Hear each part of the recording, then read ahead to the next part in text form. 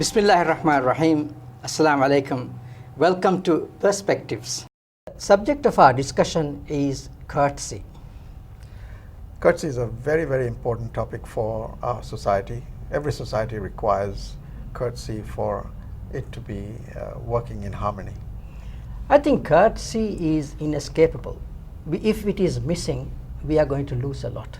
Courtesy means that in every aspect of our communication, in every aspect of our interaction, it's an important element to be included in. And of course, there are different perspectives we can look at courtesy from.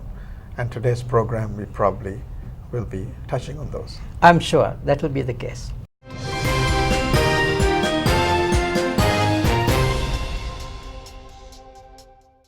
We have today our guest, Ashat Ali Naz. She's a clinical psychologist and she's the proprietor of MIPSTAR, which is a psychological counseling clinic and also a training institute. Welcome, Naz. Welcome to our program. program. Very happy you're here. We have a good topic today, and I think this is very important and close to the hearts of many of our people in our country. The topic that we have chosen this evening is something which is very important as a society, which is courtesy. Courtesy is reflective of the way people live and the way we share our lives with others. At various junctures, we come to interact with other people, and the important facet of our connectivity starts with courtesy. I think Naz will be the right sort of person to enlighten us. What is courtesy actually? Mm-hmm. I think each one of us could define, give it a personal meaning, but if you look at it at a larger level, it's how we treat others, the way we interact with others, and in that interactions, what's the values we hold. Are we kind in our interactions? Are we polite in our interactions? Are we humble in those interactions? What sort of values are we showing in our daily interactions with others, with the society? And courtesy is the main component, main value. Right. Yes, I think that's very important for you to highlight that.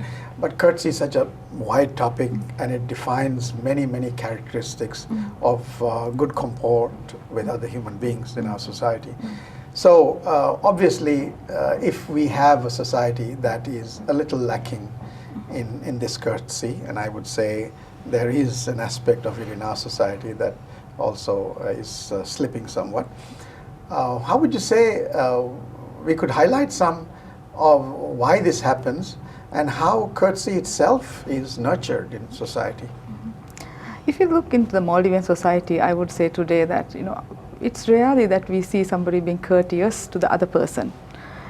One would really ask, people who are watching this program, yes, what is courtesy? What are we really talking about? Because we rarely see it. If at all we see it, it's very rare. How do we show this? How do we demonstrate this? Have we failed? I personally believe that we are lagging behind. Maybe even if we look at it from the regional perspective, even from South Asian perspective, I think Maldives really need to have a look into ourselves. Where do we stand, socio-culturally? What has happened? Why has it led to this? I think it's several factors. I think that's a good point, Musthafa, to take this. But I would say that for the audience, we need to talk a little bit about what are the aspects of courtesy. Courtesy is a very broad term. Yes. Could we just highlight some of the Yes, attributes? I would like to add something. She has brought out something very important. Historically, though, Maldivians were very courteous people, isn't it? Yes. I think we were overly courteous because we had structured familial criteria in how we interact with each other and how we hold each other within the family itself. But as you say, these things have slipped away from us. There must be strong reasons for this. Can you highlight the reasons? It is so broad that to specifically say it is becoming a big challenge. But if I do look into it, let's start with a child who is growing up. A child is born, like we say from psychology, if you look at humanistic perspective, a child is born with all goodness. In every human being is born good. Every human being is born with values. It depends on how we are nurturing the child. Yes. So the immediate environment, it is the family. So is the family courteous to the child? Are the people around, are the parents courteous to each other? Are the parents courteous to their own grandparents, to the siblings, to the cousins and brothers, so to others in the household, to the servants, to the maids, to all those people? So a child is observing, a child is learning. And as we learn, our thoughts develop. And what we constantly hear, we see, that is what ultimately forms our thought structures or belief systems. So if in our belief it is there that, it's not necessary to be polite to somebody, we may say, okay, this person is from a particular country, there is no need to treat that person with respect. You see your father or your mother treating the elderly person with disrespect, the child doesn't feel the need to show that respect. Or if somebody who is elderly come to the household, we don't greet them, we don't offer them respect. These things, we are the role models actually. And we have several families become the society. So if each family that's nurturing is not occurring, and this is not inculcated as a value, as a necessary value, every family is sort of disintegrating in this aspect. The value is not developing. Yeah. So it's like a disease Yes, that I was sort of spreads, huh? Yes. Or a bad apple, infecting other apples.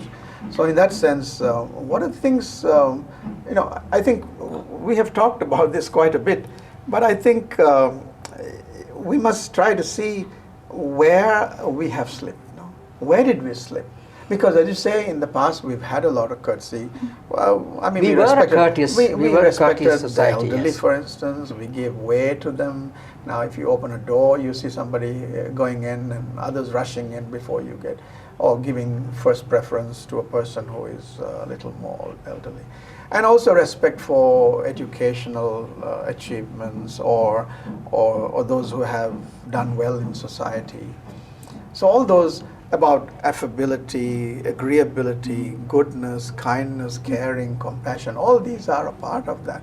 So there must be the psychological dimension also, as you say, from role modeling in the family to role modeling in society, in your community, all that must be. But where do we begin? Well, we could dwell, as Musthafa said, where did we slip? It is again, we haven't really we haven't gone into sociological research, to find out what has gone wrong with our society. But if you look back, we saw our parents, our grandparents, they had values. They were able to teach values to some extent, but I think Maldives was developing economically and other aspects at a very fast rate. We were getting exposed to the world. Our children, we were getting education from Western societies or different cultures. Our parents, who were the head person in the family, perhaps this is again a question. Maybe they started to lose that control. The values that they were teaching us did not maybe change. The meaning changed for the children. And the parents maybe lost control to some extent, but this again has to be researched to be clearly said that this is the reason. I think over time, people became disorganized. The priorities got disorganized. Yes, that's what it is. Yes. If we really deeply think about some of the factors that have contributed to the situation that we are confronted with now, as you say, our parents, they taught us values. They taught us good conduct in the presence of others, and also what we call courtesy is made up of lots of interactions in lots of places. It can be at home, it can be in the school, it can be outside, it can be you go to a shop, you go to a marketplace, you are amongst your friends, whole host of places. I think it is important that we bring out the more deeper points of this aspect, and what do we confront if courtesy don't exist with us. some of the situations, lack of courtesy creates some of the psychological aspects of lack of courtesy. How do we face life in certain circumstances? And if you don't have the courtesy, you can confront or almost receive the opposite. Since the subject is so deep and you have raised a very important question, we have now come to the end of the first break of the first segment. I would like the spectators to bear with us. We'll be back shortly.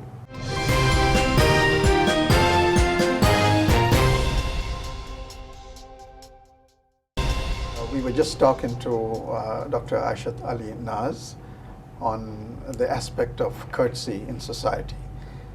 Dr. Naz, I think we left off when we were talking about where we slipped and what are the ways we can redeem it. Or maybe we could think of some examples of where this discourtesy happens. You know, maybe, as you said, it all begins in the home. Okay, but once you have been nurtured into a discourteous way, how does this reflect in society? Can we talk about some instances where these may be better exemplified by real examples? The child has already learned to be discourteous. The child goes to the school, and what he has learned, he or she has learned, he begin to show in the school environment. There is disrespect to the teachers, to the others, you know, to the peers. And somehow what happens is this sort of behavior is reinforced in a negative way. It is a for the child who is discourteous, maybe the child will rise in esteem in others, you know, get a label, now he's the more powerful person, more famous person, and get a sort of prestige in being discourteous, and people are indirectly or unconsciously encouraging these behaviors. You know, the child does not face any consequences or is corrected. Now, even we see these behaviors, we need to correct, we need to show through role modeling, through other alternative behaviors exist, which could be better for him, better for the school environment, better for the peers. And that is why things like bullying happens, because there is no respect for the other person. Right. There is no respect for the feelings of the other child. And I think this, within the school system also, we need to correct that. Those little small interactions, we should not neglect that actually. And then this person grows up being discourteous if we don't address it, and then is ready to now move into the work environment. The child goes late to school. The child learns to, the person now grown up learns to go late to work. When you enter, you don't say Assalamu alaikum, you don't greet, you don't smile. I was going to ask you this question. How many of these things are now reflected in the community? Like when we meet each other, how many of us really greet each other? I think it is it's not even a habit to us anymore. It's just we are lost with our technologies. We are with our phones and smartphones. We are just walking around like zombies. We don't, a smile is something we can give so generously, which can make such a big difference. When you walk into a restaurant, when you go to a shop, the people who are serving, do they greet you? I think those social graces can be, I think in the modern day, there is this idea of the plastic nature that you have developed, smiling and greeting just because you want to promote a business. Or in the airlines, you get people who smile at you, but once you get off the airline, they won't even look at you, things like that. Staff, yes. Or when you're staff, or when you go to a restaurant. But at least, in those situations, they are courteous. Yes. We don't have even that. Yes. But I think I think we need to talk also about really the deeper ideals of courtesy that is more sustainable, right? It's not for a moment you just want to smile because you want to gain something out of that moment. But if you can have some inner, deeper, nurtured values, then that will last always. You can be a sincere, and the sincerity will show also. So that's the part. Yes. I think when you talk about the deeper aspect, it's who you are. It's the set of values you have. It's a set of thoughts you have. If you have a single thought, one set of thoughts which says, human beings are good. Each human being, just like you and like myself, would like to be respected, treated with dignity, treated with kindness. If that simple belief can be there in me, and I can be generous enough to greet person who is more elderly to me or in seniority, there is your boss or your peer, your colleague, you could just give a smile. There's nothing to lose in that interaction. Right. It doesn't cost you anything. So this has to come like a thought, a belief inside you, which you carry with you no matter where you go. You are in a queue, you are also in a hurry, but you have to realize that all the others are also in a hurry. They also want to get there. Absolutely. And you need to respect that. So you can, it is your duty to stand in line, and the other person also want to Learning to be patient itself. Yes, and we often see in Maldives, like you will open a door and everyone will just walk through without even saying thank you or look at you, and the person may be just holding the door. And these are the times we need to stop and see, the difference in the person who is holding the door and you're just walking. We need to change these things. Right. Musthafa, I mean, you are an educationist, as I said in an earlier program also, and you know the way the child's mind nurtured, and as you grow up, how the maturation process, the hormonal changes and everything. Now, what is the best time to inculcate these values? Some people say as you grow older, then you're so filled with assumptions that you won't agree to listening to anybody else. No, where is the best time? As Naz has pointed out rightly, that first of all it is at home. The parents have a responsibility to pass on these good values and these good habits to the children. When they're young. Yes, as babies, as they grow up, simple things like when a child brings something that belongs to you and you say thank you to the child realizes there is a word that comes after, and little while later the child learns to appreciate it also. Then the child goes to school, and at school we have to cultivate and reinforce these good habits, and these are habits that have to be, as Dr. Naz has just pointed out, something that you wish others to respect you, and you also have beliefs in your behavior. And that's the interaction that we are talking about. But today, are we really seeing this? When we see an elderly person on the road, do we greet this person? Do we let the person pass before you?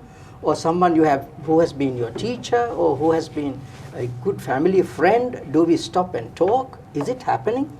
I think somehow we are forgetting to do these things. I wouldn't say that we are all bad or we are in a hopeless situation. We have to recover ourselves from this, abyss we've fallen into.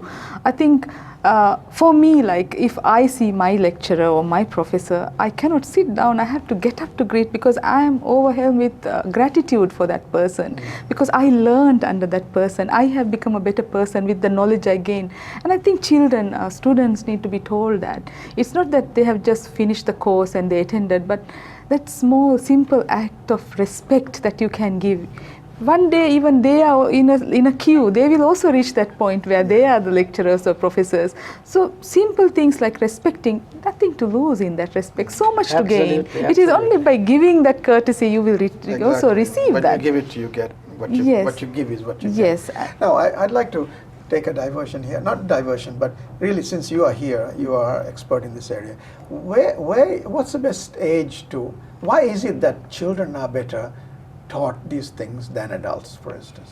I mean, it's a very almost an obvious question, but I would like to know something about the psychology of this. Why are children more able to absorb this and become virtuous with this, promotive behavior than to teach older people? Because the brain is at birth, it's just so fresh, it's what we implant in that, what we put into that, what we input is what we get as output.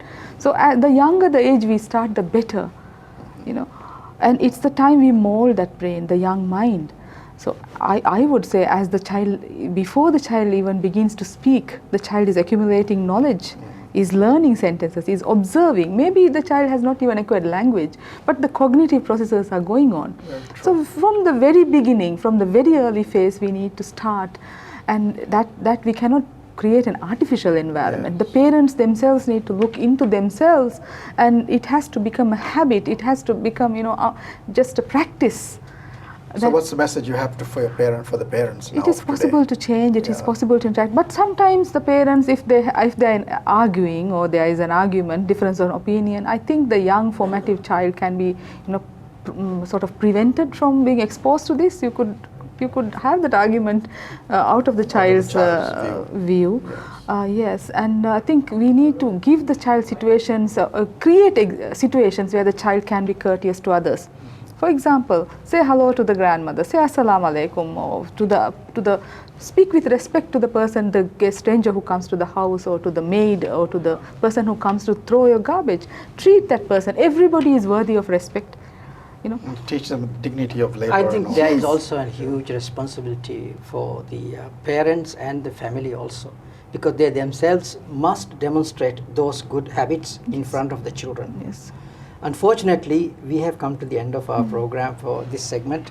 We thank you very much for participating with us and for your insights and your personal knowledge and your personal experience. It's an important topic, and I think we should ask you to come again in the future. On a more detailed discussion. And I think from what you've said, I think the parents who are listening will take very good lessons from. I hope our future generation can benefit. Thank you very much for watching this program. We'll be back with our second half of our program. Do stay with us.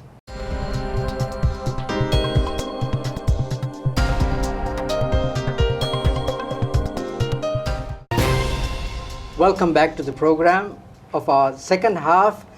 We have a distinguished guest with us. You all know him. He's a person who's been seen on television and also a person who has imparted a lot of information on various important subjects. Dr. Abdul. Thank you very much for inviting me. Thank you. Dr. Abdul is a doctorate in Islamic Sharia and law. And besides that, he has a qualification and expertise in Islamic banking. Welcome, and we appreciate your presence here. You have been a beacon for very many young people in how they should practice Islam also. Thank you. So the dimension of spirituality I'd like to take up in this topic of courtesy. Okay. It's beyond just psychology. There is also an aspect of how we must behave in society because we are good Muslims. Thank you very much. Yeah. Thank you for the introduction, and thank you very much for inviting me. I'm very happy to be in your company, Dr. Sattar and Brother Musthafa. Awesome. I will start. Bismillahirrahmanirrahim. Alhamdulillah Rabbil Alameen. Wassalatu wassalamu ala ashrafil anbiya wal mursalin wa ala alihi wa ashabihi ajma'in. Rabbi shrah li sadri wa yassir li amri wa hlul 'uqdatan min lisani yafqahu qawli. Rabbana zidna ilma. Okay. On the issue of courtesy, you know, this is something to do with good manners, isn't it? Definitely, courtesy is good manners. About good manners. Good manners is one of the... So now we are on the target, but let me broaden. You know, as you said, we are Muslims. So Muslims have a way of life. What is the way of life? It's called religion. So in our religion, the Islamic Sharia, you know, it has four components major. Number one is i'tiqadiyya, the belief part of it. And then ibadat, the rituals and the prayers. And the third one is like mu'amalat, transactions, business. Then we have akhlaqiyat. That is the area we are focusing today. Yes. Akhlaqiyat means discipline. So let me put it to the audience now. I'tiqadiyat means the belief concept, and the ibadat means the ritual and the prayer concept. And then the mu'amalat is the business transaction, and the akhlaqiyat is the discipline part. So courtesy is coming under the discipline. Pervading all areas. Yes. In fact, when we talk of discipline, manners, normally, you know, in the Islamic universities or even other universities, they have a subject called Thaqafa Islamiyya. Islamic culture. Islamic culture, you know, although one may be very qualified in the, you know, Hadith and Quran, but if they don't have the culture of being very, you know, polite and courteous and manners and discipline is wrong, you are gone. So, shall we reflect this discipline to the three other areas? Even our belief, how we, you know, interact with Allah subhanahu wa ta'ala, our creator, the belief we have. We are Muslims because we say there is no God worthy of praise, you know, Allah. Yeah. And there is Muhammad is his messenger. Yep. So if we believe in that concept, we are dutiful to do certain courtesies too. Whenever we hear the name Muhammad, we have to say Sallallahu Alaihi Wasallam, peace be upon him. Courteous. See, courtesy. So let's see courtesy to Allah subhanahu wa ta'ala. Allah is inviting us 5 times a day to go to the mosque or come. If you imagine the superpower invite you for 5 times a day and appointment, you would be going, for example. Okay, now Allah subhanahu wa ta'ala, I don't have to tell you more about Allah subhanahu wa ta'ala, Allah we know. Yeah. So we have to concentrate on the courtesy for Allah and courtesy to Muhammad sallallahu alaihi wasallam. In other words, Quran and Sunnah. That's right. Right?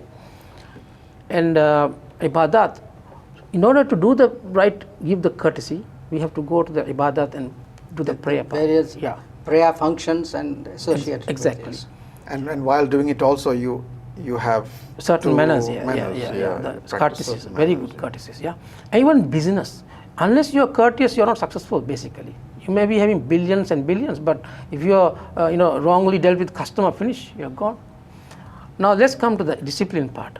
However qualified somebody may be, if that person does not have the correct interpersonal relationships or attitudes towards the others, basically no use of the education. So the ilm and hilm, they call it, and knowledge and discipline is very important. Basically these days, I think, if I may say so with due respect to the audience, our disciplines are going down and our technology and the gadgets we have are going up. Very sophisticated stuff. So discipline is very important sector. On the courtesy side, you see, I was thinking when I came here, every child is born pure and clean without anything wrong in it. So it is the parents that they change the person into a Muslim or whatever, Yes. So the first school of discipline is where? Home. The home. Home. Yeah. So among the parents and the family. So everybody knows this. That there's nothing new that I'm telling anybody. Now, the next part is, let's say, maybe the school. But the school, you see, you get only the classmates type and the teachers. But I would like to focus our mosque, As a going to the mosque has comprehensive lessons for the child, the middle-aged, the old, everybody. Everybody. So this discipline is very important. And this discipline can be obtained in the mosque in the best form. Why is discipline given such a high status Because, in you see, society, whether it's religious or not? You see, even if you get a doctorate or a professorship from a university, the most important thing that they will remind you is that however qualified you are, your attitude with the others will determine your fate. So your years of study may go down the drain. All right, let's answer your question, Dr. Sattar. You see, to be courteous shows aspects of good manners. All right. Now everyone appreciates courtesy in all forms, in all types. A courteous person is well liked by others, and his courtesy will encourage others to be courteous. Right. So this therefore produces positive feelings amongst us. A Muslim should greet others pleasantly. He should be mild-mannered and soft-spoken.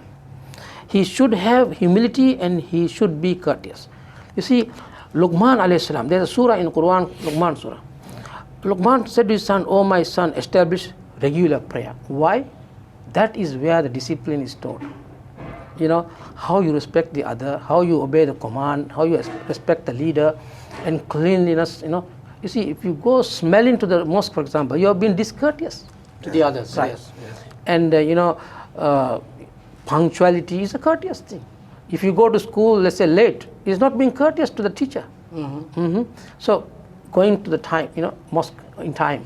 Yes, it's a congregation where you have to share a certain amount of space Yes. with the others, Exactly. and courtesy is essential there. Yeah, although one may be focusing on himself and the And prayer, prayer. he got to respect the others. Others, exactly, yes. Cleanliness and how you look at each other. Whatever. Greeting each other. Giving Salam. way, being Being courteous. One of the highlights is salam. Yes. Greetings. Yes. Opening the door. Opening the door.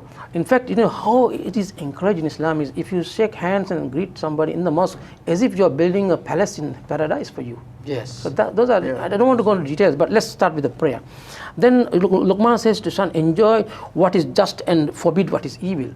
You see, if we do evil things, we are not being courteous to the society and to everybody, even to the parents. So these are fundamental keystone of this, key pillars. And bear with patience, whatever belief. You see, patience is also related to courtesy. Absolutely. Absolutely, doctor. Keeping. And we have to be very firm in our conduct and affairs, and all these things. So, and also walk slowly and humbly and all that. So there is plenty of things in Quran and Sunnah about being courteous. Now, I think Patience and here we have arrived at a very important point, Yes. which is the courtesy is determined by, in most circumstances, the way one conducts. Exactly. I think we have to expand on that, and we have come to the end of the first half of this segment. Yeah. We would like the spectators to be with us. We'll be back shortly.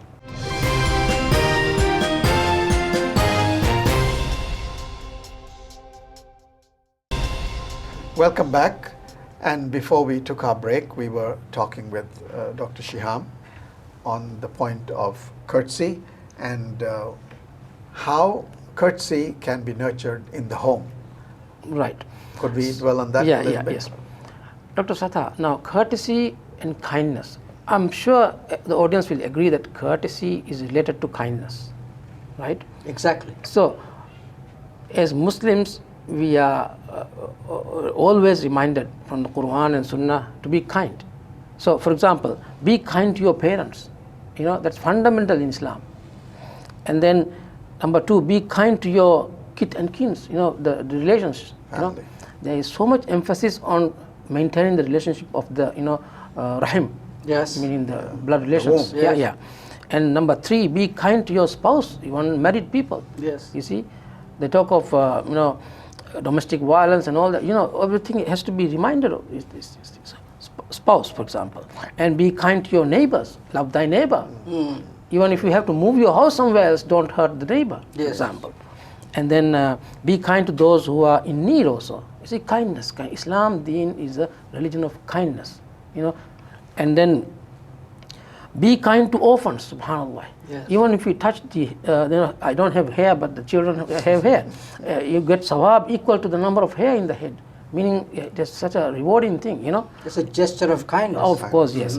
Be kind with pious people also. You have to respect them and learn from them. Yes. Respect elders, for example, and be kind to Muslims. Even the converts. We have Yes.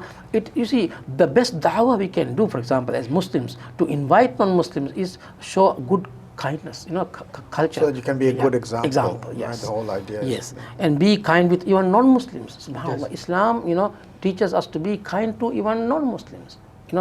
And then also be kind to your soul. We have to respect ourselves as well, not The body and soul. Yes, that is also under courtesy to us. I think one of the most important things is if one is able to respect one's own soul, then obviously you wish others to respect you, and Exactly. you have to respect others. Yes, brother Musthafa, please continue. Yeah. It is an obvious, it's a very clear-cut progression to become courteous, because you respect your soul and you want to maintain that respect. As a result, you have to be courteous to others, and so that they respect you. Reciprocate. And this interaction creates respect amongst the members of the society. Exactly. I will just quote a small hadith. لا يؤمن أحدكم حتى يحب لأخيه مثل ما يحب لنفسه. Nobody is a proper mu'min, Muslim believer, unless he treats others the way he will treat himself. Yes. See, every good he wishes must be wished to the other also. So, Exactly. the audience will be interested in something very important. What we are talking about, we all know perhaps, but how to be kind is a very technical point here. Yes. We are talking about being kind and being courteous, but how to do it is the important part. Yes. I will try Just to being nice isn't just being nice, being kind. I'm going to bit detail on that, Dr. Sattar. First thing I will remind of the audience is be forgiving. Yes. That is the first recipe, or the ingredient of being Kind person. courteous. You have to forgive. What more can you do? But Forgiving. why don't we forgive?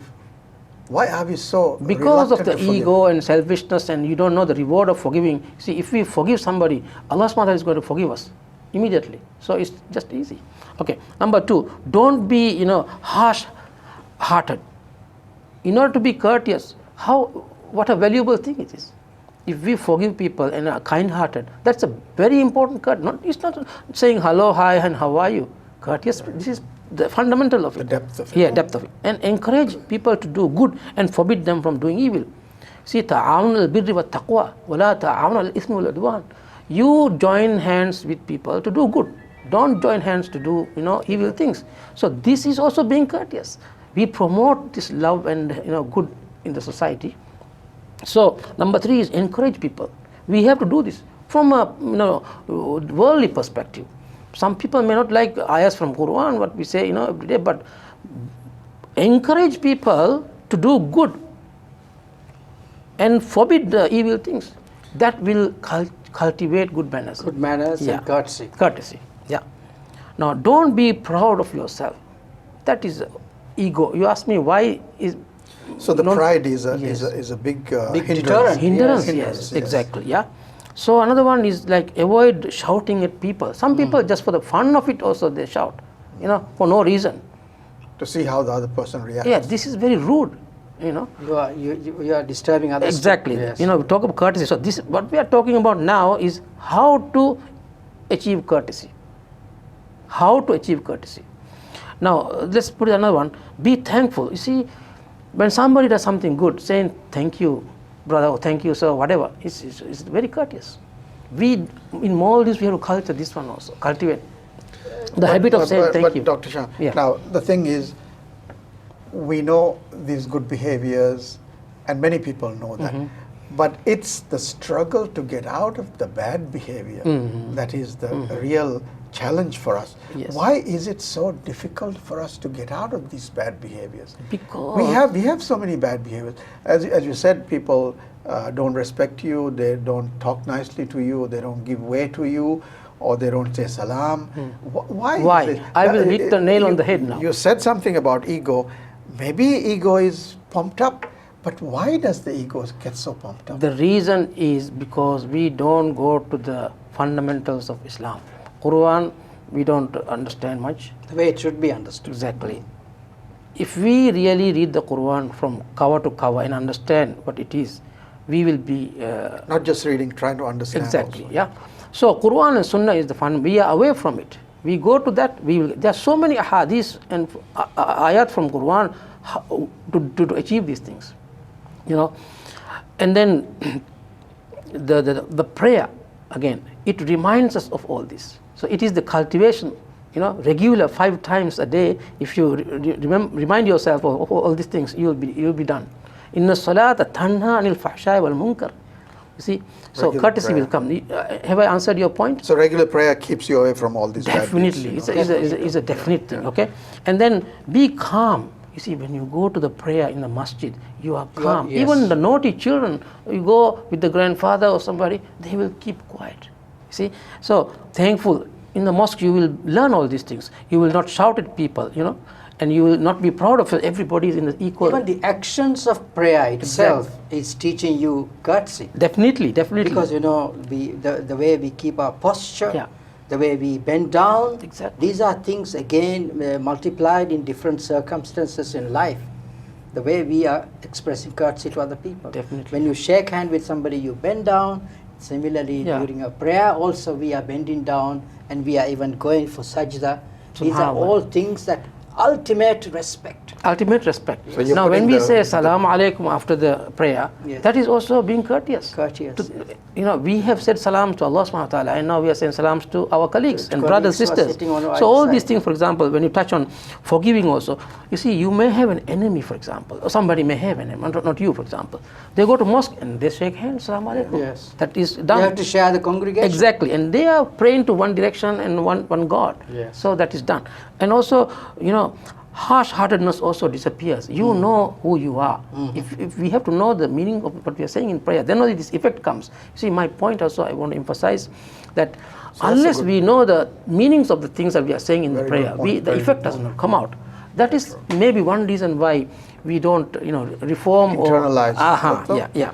Yeah, because as you said, when you know what you're saying, then you are suggesting to yourself over and over and over again. Ultimately, it becomes your nature. also. Definitely, yes. Now, be calm. As I said, in the mosque, everybody is calm. Even non-Muslims, they see it like that.